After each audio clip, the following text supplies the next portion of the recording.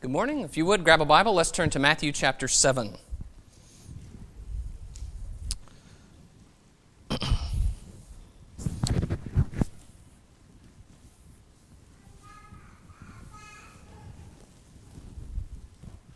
Matthew chapter 7 is where we will start. And it's good to see you this morning. Thank you so much for being here. For those who are visiting with us, and for our members, this is Q&A morning, which is the morning once a month where I answer questions you've submitted to me beforehand. And so we take some time to go through a response to those things. Sometimes you guys give me questions that are really hard, and you did it again. And so I'm a little frustrated, but I can't be too frustrated because they're questions that when I get done, you may have just as many questions as you did before, or perhaps, if I'm successful, even more questions. Which is kind of counterproductive, right? But anyway, I appreciate you submitting these questions. As always, I'm always on the lookout for more questions. So if you have things that you are curious about that have to do with the Bible or how the Bible interfaces with the things that we do in our Christian lives, then please let me know about those things. So that's my introduction this morning. The first question, we're really going to have two major questions. The first question is, can someone sincerely search for truth and still come to the wrong answer? Okay, so the gist of this question is about, is it always true that someone who is sincere in seeking truth will find it? So we're talking about a person maybe who doesn't know Jesus and who decides they want to know the truth about the world and life and eternal life and all of these things, and so they start to seek it. And are they going to always find what's true? And it also, the question seems to be talking some about somebody who believes in Jesus but may not be worshiping or serving Jesus in the full measure of the truth. So they begin to sincerely seek the truth. Are they always going to find it? Are they always going to come to the right answer? Or is it possible that we could come to different answers than someone else who is also sincerely seeking truth? So that's the question. And to begin with, I think we have to start with a biblical principle about sincerity and seeking. And that's why we're in Matthew 7. The idea here that I want to establish for just a moment at the beginning of answering this question is that if we are sincere in seeking truth, the Bible tells us we will find truth. So Matthew 7 and verse 7, Jesus says, "Ask and it will be given to you, seek and you will find, knock and it will be opened to you. For everyone who asks receives, and the one who seeks finds, and to the one who knocks it will be opened." So Jesus says, ask, seek, knock, and do it with a confidence that God is going to respond to your efforts and your seeking. Now, the primary context of this passage is prayer. Jesus is talking about prayer. He's talking to his disciples about how they pray in confidence that the things that they ask for, God's going to give them. But I believe that there is sort of a broader truth here, which is that God is going to give blessings to the ones who seek those blessings from him. If we ask him, if we seek him, if we knock, he is going to be the one to give us what we're searching. But the passage does stress, you can see it, ask, seek, knock, that we have a burden too, that we have something we must do in order to pursue God and in order to seek those things. So you can see where that touches on part of the question, the idea of searching for truth, but it doesn't really introduce the idea of sincerity, at least not here. But I'm just sort of laying a groundwork here. Let's go over to John chapter 7 now. John 7. You guys, if you've been paying attention, have probably noticed that sometimes I use this passage to talk about this issue. It's not a passage I normally hear in this connection, but it's one that is relevant, in my opinion, because it talks about the desire or the motive of a seeker. In John 7, verse 14, John 7:14, it says, "About the middle of the feast, Jesus went up into the temple and began teaching. The Jews therefore marveled, saying, 'How is it that this man has learning when he has never studied?' So Jesus answered them, 'My teaching is not mine, but his who sent me. If anyone's will is to do God's will, he will know whether the teaching is from God or whether I am speaking on my own authority.'" So they're in this mode, and a lot of this happens in the middle of these middle parts of John, where they're wondering, who is Jesus, and is he truly the Messiah? What do we decide about him? And so they have a question about where his teaching comes from, because how could he teach like this if he's never studied? And Jesus says, it's not my teaching. But verse 17, he says, if anyone's will, desire, motive, if anyone's will is to do God's will, he will know whether the teaching is from God or whether I speak on my own authority. So he is saying one of the keys to understanding and correctly parsing this whole question about who Jesus is what your true motive is. Is your desire to do the will of the Father, or do you have some other desire? And he talks about those different motives sometimes in John, where he talks about you may have a desire to do the will of Satan, to do the will of your father, his desires you want to do. Or you may have a desire to please men. He talks about in John 5, how can you believe when you seek to please men? Okay, those two things are contradictory because motives matter in when we're seeking truth. So it's here that I think Jesus introduces the idea of sincerity. It's not just about searching, which obviously everybody in this context is doing. It's about how sincere are you in your motives for this search. And it may be that if we're searching for truth, but we're searching for truth so that, this is just a list off the top of my head, if we're searching for truth so that we can condemn other people, so that we can know that we're better than others, so we can confirm things we've always believed, those searches for truth might not come up with actual truth, right? They might instead come up with what confirms what we are seeking. So he says what's important is that you are seeking to do the will of the Father. Let's go over to 2 Thessalonians chapter 2. So we're just establishing a principle at this stage that there is a connection between sincerely seeking truth and finding it. 2 Thessalonians 2, I'm going to read beginning in verse 9. 2 Thessalonians 2 and verse 9, the coming of the lawless one is by the activity of Satan, with all power and false signs and wonders, and with all wicked deception for those who are perishing because they refuse to love the truth and so be saved. Therefore, God sends them a strong delusion so that they may believe what is false, in order that all may be condemned who did not believe the truth, but had pleasure in unrighteousness. So Paul is warning about the coming of the lawless one, and he says he thrives on false signs, lying wonders, and he says specifically, first part is in verse 10, they refuse to love the truth and so be saved. So that says that not that they didn't seek the truth, but they did not love the truth, and because they did not love the truth, they were not saved because they did not accept it or follow it. In verse 12, he says, in order that they all may be condemned who did not believe the truth but had pleasure in unrighteousness. I want to call those two verses to your attention because they both speak to motives. They did not love the truth and they had pleasure in unrighteousness, and so they did not believe the truth.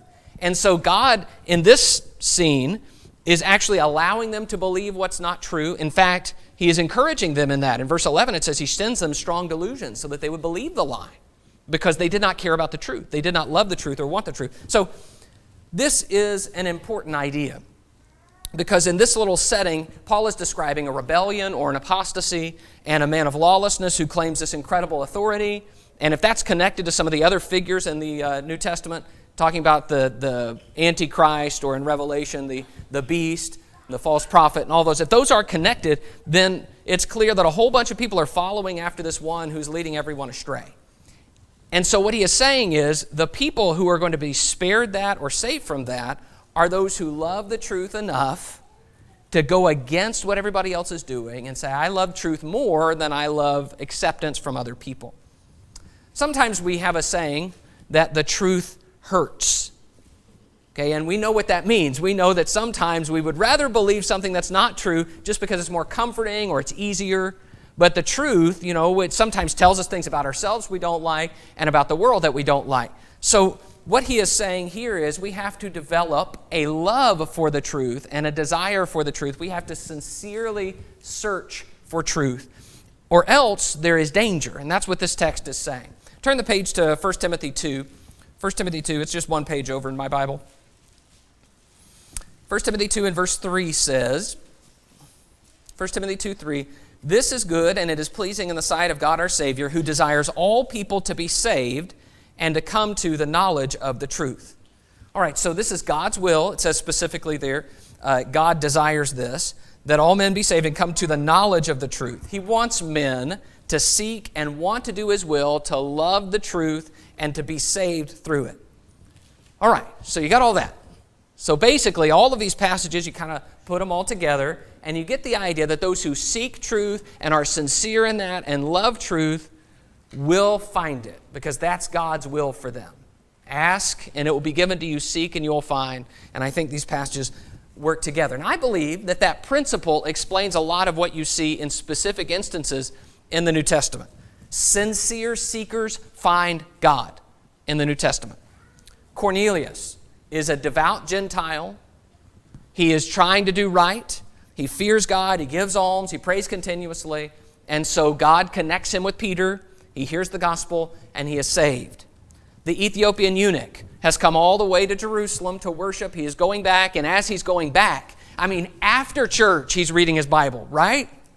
He's reading Isaiah in the chariot on the way home. And Philip overtakes the chariot at the instruction of the Spirit, and he hears about Jesus, and he is baptized. He goes on his way rejoicing. Seekers, finding.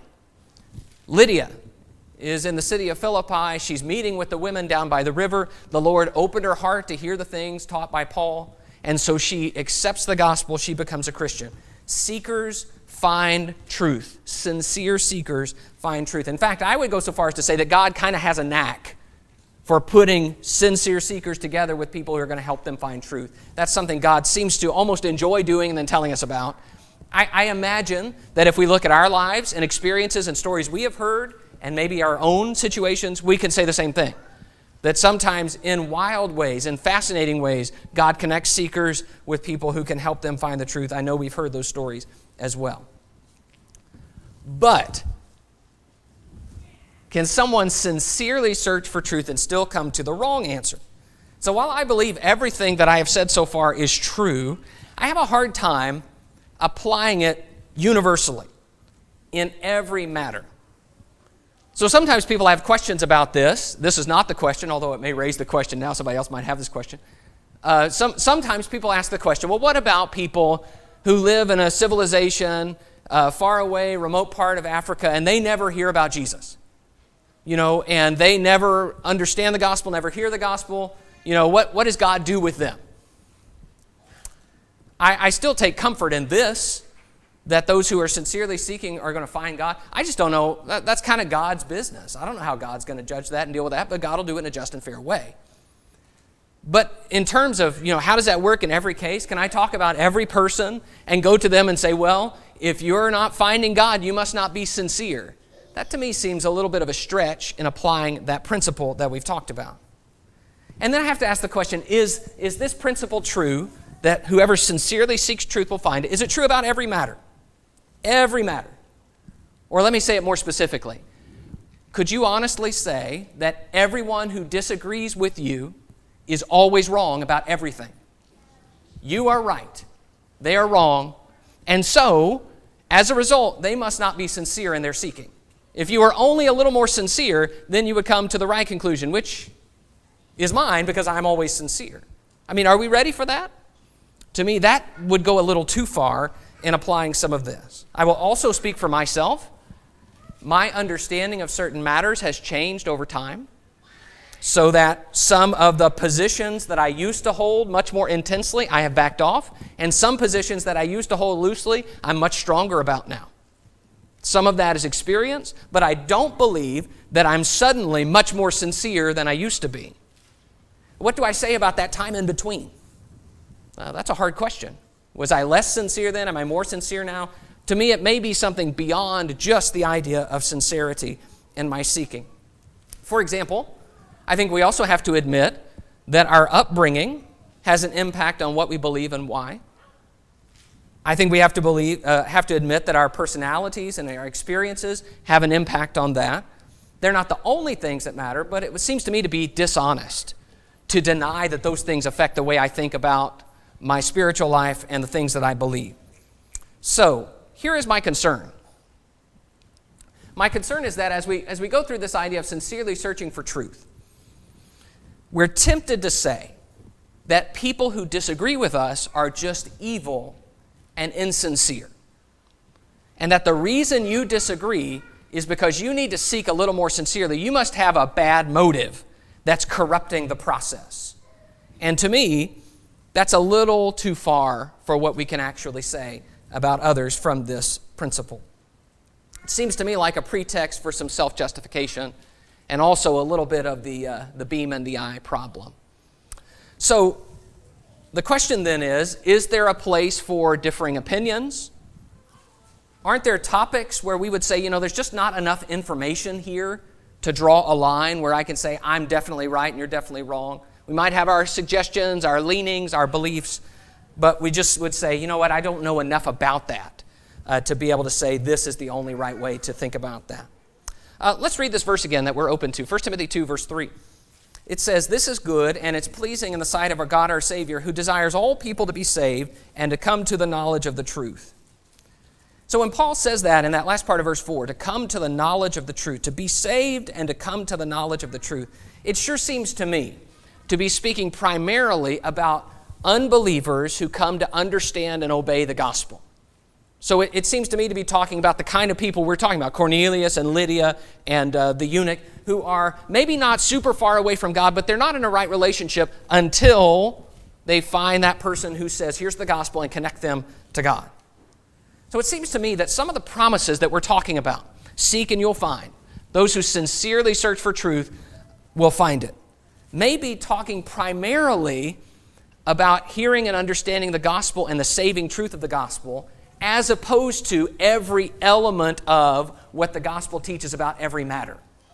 So it may be that what Paul is saying here is that's a principle about those who are outside of Christ, in the sense that they want to hear about Christ more than they want to walk away. And so they love His will, they want to do His will, and they find His will. So it may be that there's a distinction there that helps us understand that. But I think we do have to admit that even as disciples, even in this congregation, we would say there is a diversity of opinion about a number of matters. And that if you read Romans 14, for example, which talks about two differing opinions, both come to and lived out sincerely, that are both acceptable to God. That you then have to ask the question, well, is somebody not seeking enough truth? Or is it just that in some matters God is just comfortable with the idea of us coming to different conclusions about a matter like, do we eat a meat, do we keep a day, and that kind of thing in Romans 14. So it seems to me that there has to be some point at which we say, these things we need to come to the same conclusion about, and these things, it's okay if we don't. That is, to me, one of the ways we have to say, well, this may not be a universal principle, that we might come to the wrong answer in some sense, and yet that wrong answer, it's not really about a matter that is that important to God or to one another. So, now that we got through all that, well, what do we do about it? Well, first of all, I think we have to say that we begin by sincerely seeking the truth ourselves. This must be our mentality, and we have to be aware of the fact that truth is going to hurt sometimes. Truth about ourselves, maybe truth about what we've taught and believed for a long period of time. We have to have the courage to say, I'm going to do right no matter what that means. That begins with us. Then we have the obligation to present our understanding the best that we can. And I especially want to caution us about sometimes our understanding contains way too much of us and not nearly enough of God and God's Word. So we have to be careful that we don't say this is just my thoughts and my opinions, but if we're going to say this is a truth issue, let's present the actual truth and talk about the truth. There might be issues that we disagree about, and there might be some that we feel we cannot disagree about amongst ourselves or with our friends and neighbors and our family. But all of those things should be sincere and born of conviction, not because we are harsh and offensive in the way that we talk about them. But the main thing I want to say, and kind of my bottom line about this, is that I think we need to be careful. My opinion, I'll own it. This is my opinion and my impression of this issue. We need to be careful not to assume that we can read other people's motives. We need to be careful not to assume that just because someone believes something that we disagree with, that they are corrupt and evil and have a bad heart. I have to say, I was taught this, not really at home, but with the Christians that I was around, that people who were in denominations, people who were in other congregations who didn't do what we did, they did what they did because they had no respect for God. They didn't care about the Bible. They didn't know anything about the Bible. And they were just rebellious at heart. And it's taken a long time for me to be able to look people who are trying to do the right thing as if they are as sincere as they are, to kind of unlearn some of that. To me, there's nothing good that comes from trying to read the worst into people's motives. Instead, There are times when we discover, as we present truth to people, that they're not interested in following truth. And that is its own issue. When people are not interested in following truth and they rebel against truth and they say, no, I see that and I don't want to do it. I've been there and I've watched it happen. It is a disturbing thing. Yet even then, we just have to say, this is their choice to not obey what I clearly see as God's truth. My personal belief is that if people really want to know Jesus and are seeking Him, they will find their way to Him. He will make that happen. But I am not convinced that that means they will always come to my understanding about every topic that the Bible teaches on. I am not convinced that those two are the same thing. Instead, I'm going to defend my convictions when I have the opportunity. And beyond that, I may have to say that I strongly disagree with your conclusions. I might even have to draw lines of fellowship and say, I cannot join you in this because you have gone too far. But let's let that be on the basis of truth and not on our assumptions about their motives. So I think we need to say that about sincerity. Yes, sincerity is a part of it, and we need to seek sincerity for ourselves. And yet, it may be true that someone is sincerely searching for truth and comes to a different answer than I do. All right. Well, now that you have much more questions, I'm going to move on to the second one. All right. Question number 2 is actually 2 questions together. They are both about oaths. Why could Paul swear by an oath when Jesus condemned them?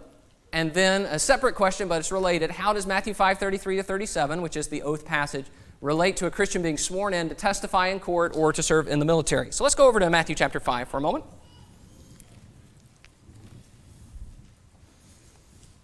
So mainly, the 2 questions are centered around how do we make sense of Jesus' statements on oaths in light of other things we read in the New Testament and in light of current practice. Matthew 5:33, again, you have heard that it was said to those of old, you shall not swear falsely, but shall perform to the Lord what you have sworn.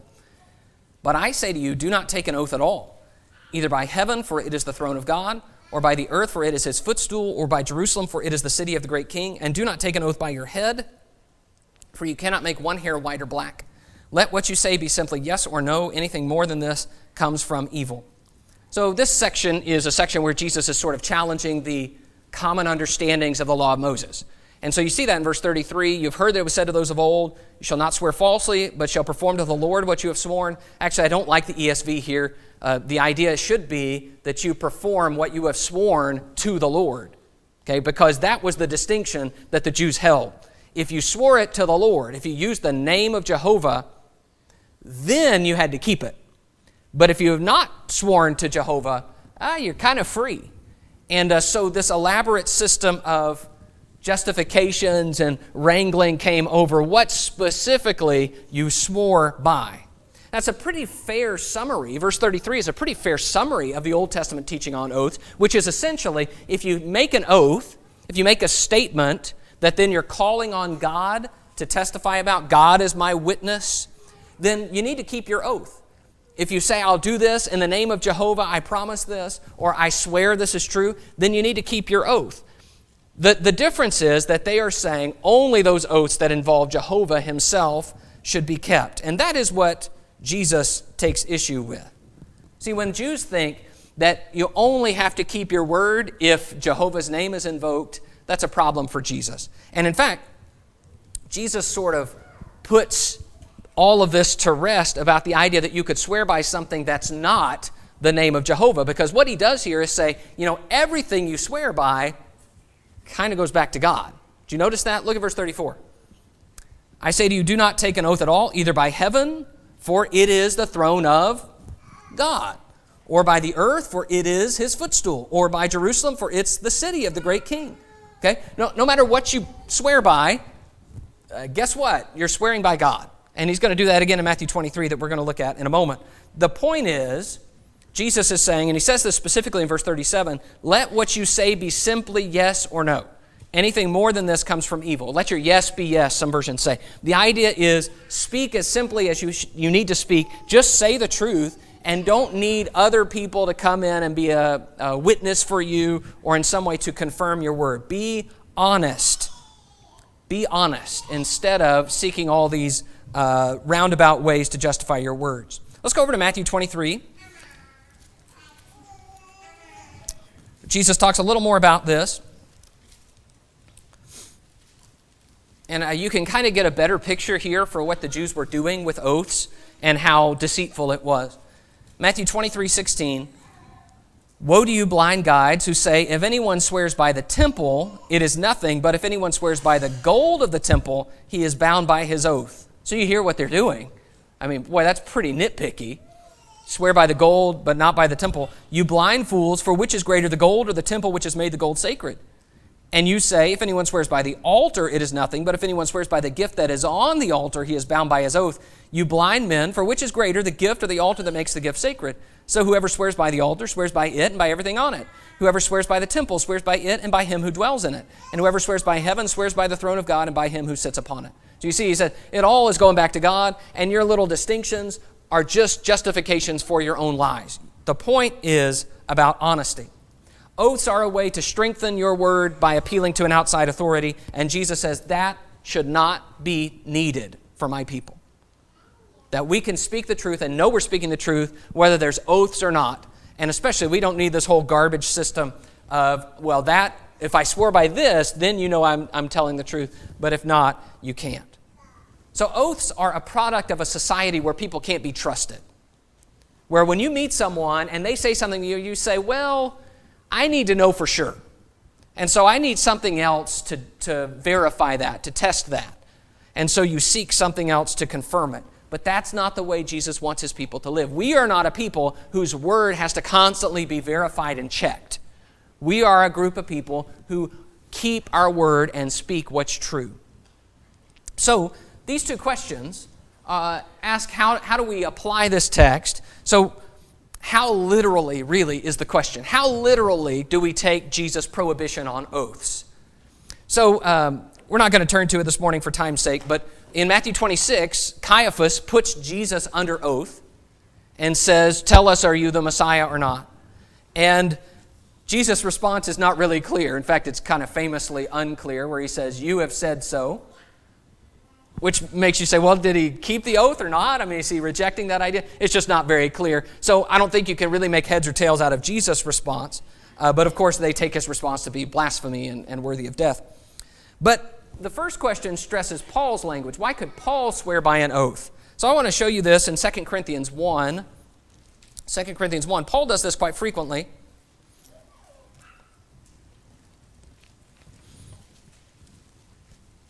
Second Corinthians 1 and verse 23. He says, 2 Corinthians 1:23, but I call God to witness against me. It was to spare you that I refrained from coming again to Corinth. So calling God to witness is a standard oath. Okay, God witness what I'm about to say. Jehovah see this.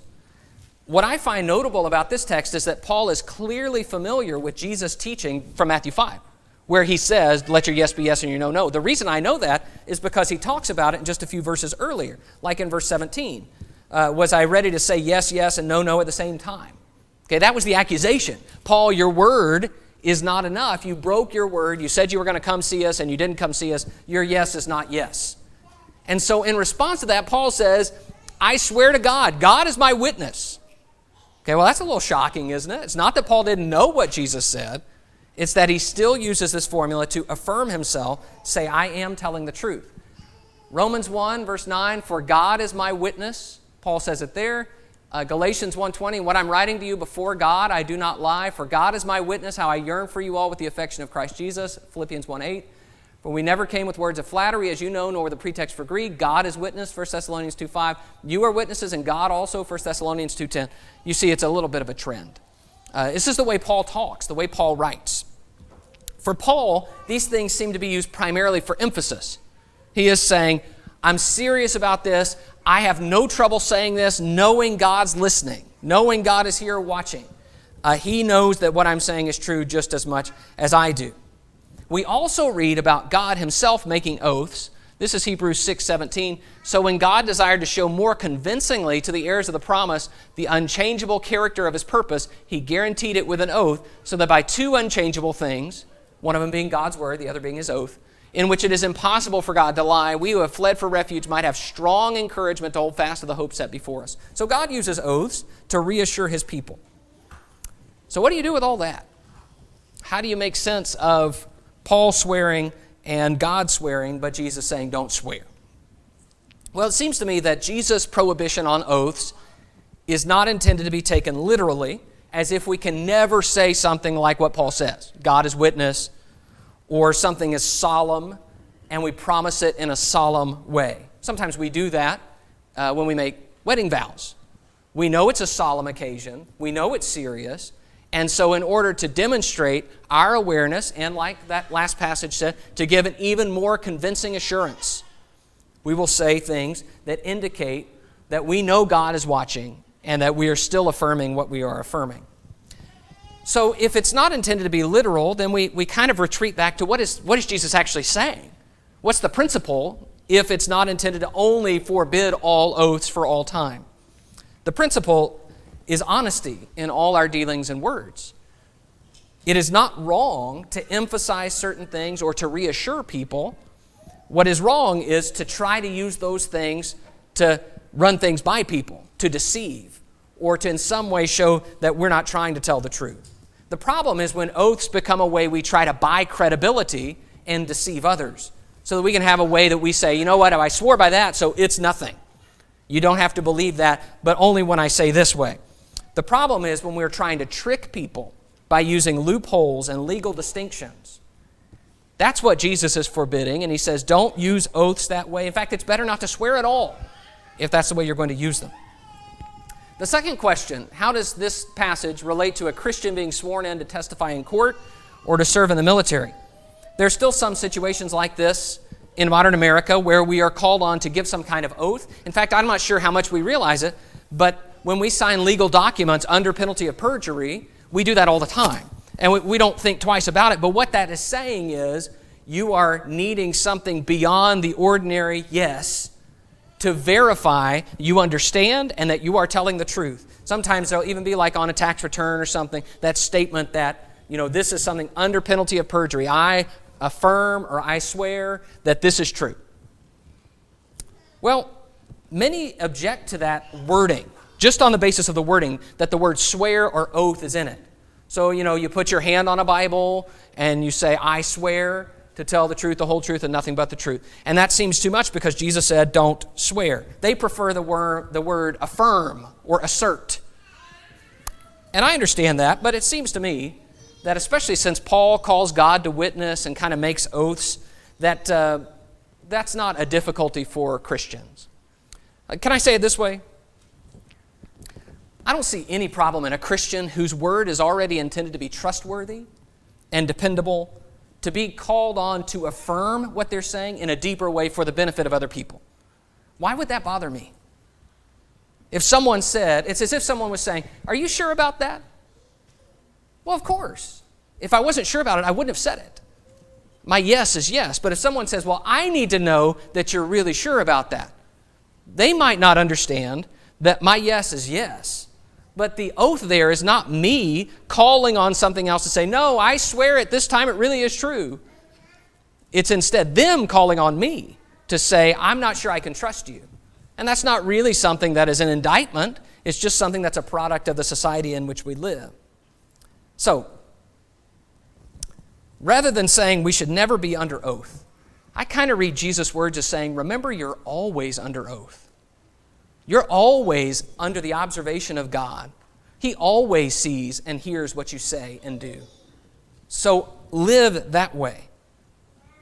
It seems to me we live in a world where people want legal mechanisms to protect us from other people's lies. And you know what? We do too, don't we? Because other people do lie and they can't be trusted, and especially if we're going to have dealings with them, we want to know that they're not going to be allowed legally to hurt us in ways that they might choose to if the law was not involved.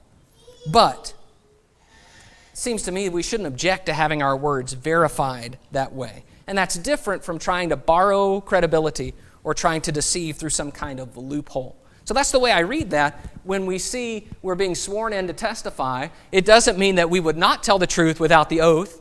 It just means we're going to continue to tell the truth the way we always would. And if we're going to affirm something, whether that's in a military setting or even when we're avowing something to our mate when we are married, to me, those are all the same idea.